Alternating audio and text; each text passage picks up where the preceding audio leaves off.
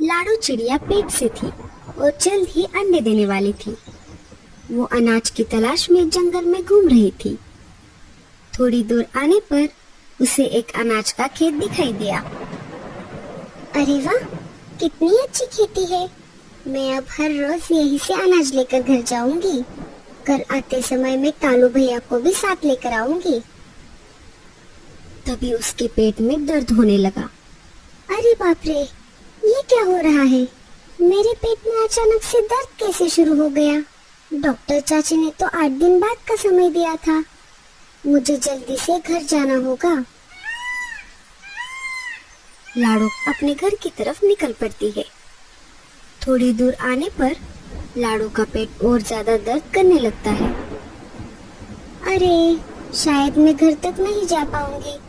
मुझे यही कहीं पर अच्छी जगह की खोज करनी पड़ेगी। लाडो दर्द में थी, इसीलिए वो आसपास अच्छी जगह की खोज करने लगी। थोड़ी दूर खोज करने पर लाडो को एक पेड़ पर खाली घोंसला दिखाई दिया। हाँ, ये घोंसला ठीक रहेगा। शायद इस घोंसले में कोई नहीं रहता। अंडों से बच्चे बाहर आने तक मुझे इसी घोंसले का सहारा लेना होगा। थोड़ी देर बाद लाडो उस घोंसले में 2 प्यारे प्यारे अंडे दे देती है। अरे ओ चिड़िया, क्या नाम है तुम्हारा और तुम्हारी हिम्मत कैसे हुई मेरे घोंसले में घुसने की?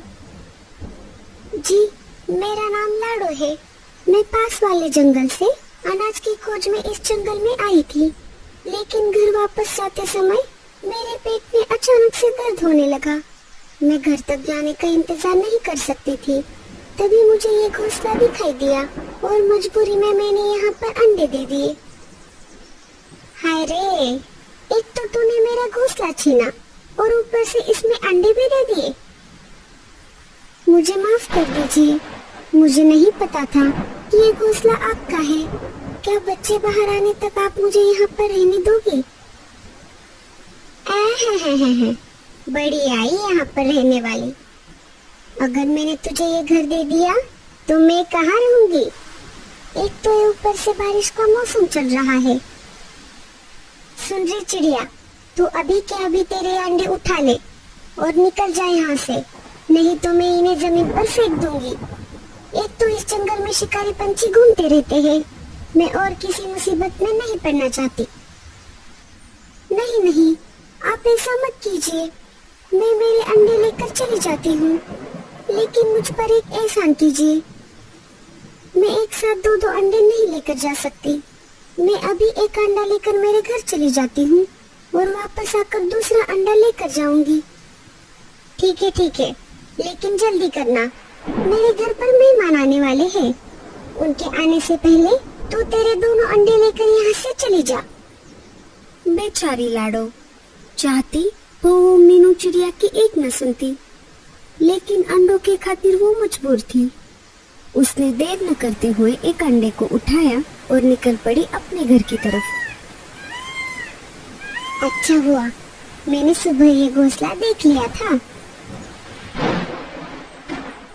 मुझे तो बना बनाया ही घर मिल गया। क्या पता ये किसका घोंसला है।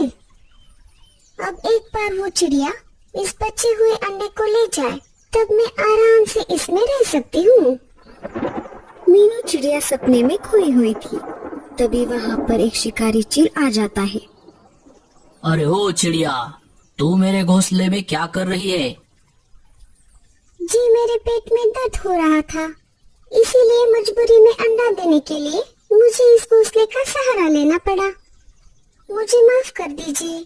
मैं अभी मेरे अंडे को लेकर यहाँ से चली जाती हूँ। अब तू कहीं नहीं जा सकती चिड़िया। इस घोंसले में मैं मेरे मारे हुए शिकार रखता हूँ। रोज तुम्हारे जैसे बहुत सारे पंछी इस घोंसले में ठहरने के लिए आ जाते हैं। एक बार कोई पंछी यहाँ पर आ गया तो वो वापस यहाँ से बाहर नहीं जा सकता। वो सीधा मेरे पेट में जाता है। अब तो मुझे ज्यादा भूख नहीं है, इसलिए अब मैं पहले तेरे अंडे को खा जाऊंगा और फिर रात में तुझे। अरे ओ मनहूस, तू मेरे अंडे को हाथ तो लगा के दिखा, फिर देख मैं तेरी क्या हालत करती हूँ। तेरी इतनी हिम्मत! लगता है तुझे तेरे जान से ज्यादा ये अंडा प्यारा है। रुक, मैं तुझे अभी बताता हूँ। शिकारी चील मीनू चिड़िया पर हमला बोल देता है। चील ने मीनू को अपने पंजों से घायल कर दिया और वो अंडा लेकर वहां से चला गया। इधर चील अंडा लेकर जा रहा था, तभी उसे सामने से एक दूसरा चील उसकी तरफ आते हुए दिखाई दिया। अरे, ये बिन बुलाया मेहमान मेरी तरफ क्यों आ रहा है? मुझे ये अंडा कहीं पर छुपाना होगा, नहीं तो ये इसमें हिस्सा मांग लेगा। चील अपना रास्ता मोड़ लेता है और उस अंडे को अपने दूसरे अड्डे पर लेकर जाता है। वो उस अंडे को वहां पर रख देता है। शिकारी चील वहां से चला जाता है। चाहती तो मीनू उस अंडे को आराम से उस शिकारी चील को खाने देती, लेकिन आखिर वो भी एक चिड़िया थी। उस समय उसे अपनी जान से ज्यादा उस अंडे की चिंता होने लगी।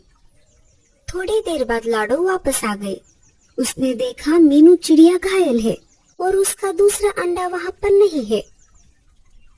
मुझे माफ कर दो चिड़िया, शिकारी चील तुम्हारा अंडा लेकर चला गया। मैंने उसे रोकने की बहुत कोशिश की। मैंने तुम्हें पहले ही सतर्क किया था।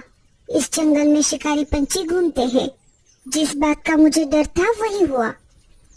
लाडो चिड़िया रोने लगी।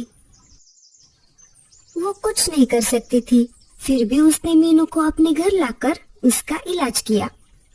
कालो कौवा उसी इलाके से गुजर रहा था, तभी अचानक से बारिश शुरू हो जाती है। अरे, ये अचानक बारिश कैसे शुरू हो गई? मुझे कहीं पर रुकना होगा। सामने एक घोंसला दिख रहा है, मैं उसमें बारिश थमने तक रुक जाता हूँ। कालू उसी घोंसले में रुक जाता है जहाँ पर शिकारी चील ने लाडो का अंडा रखा था। जैसे ही कालू उस घोंसले में चला गया, उसे बहुत डर लगा। अरे बाप रे, ये मैं कहाँ आ गया? लगता है ये किसी शिकारी चील का घोंसला है, तभी यहाँ पर इतने सारे पक्षियों के कंकाल हैं। और ये क्या? यहाँ पर तो बहुत सारे अंडे भी हैं। लगता है शिकारी चील ने इन अंडों को खाने के लिए रखा है।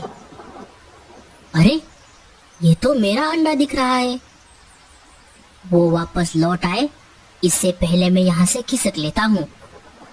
कालू उसका अंडा लेकर वहाँ से चला जाता है। इधर लाडो मीनू को मलहम पट्टी करती है, तभी वहाँ पर रानो चिड़िया आ जाती है। अरे लाडो बहन, ये नई चिड़िया कौन है?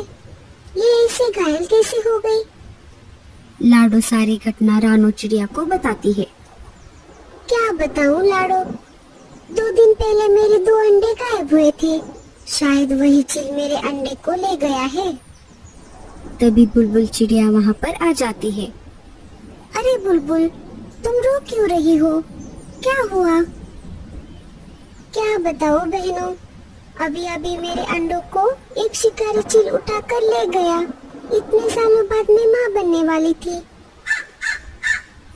कालू हाफते हुए लाडो के घर पर आ जाता है।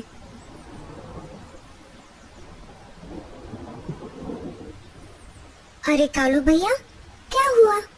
आप इतने हाफ क्यों रहे हो? क्या बताऊं लाडो, मैं अनाज लेकर घर की तरफ वापस आ रहा था, तभी अचानक बारिश शुरू हो गई।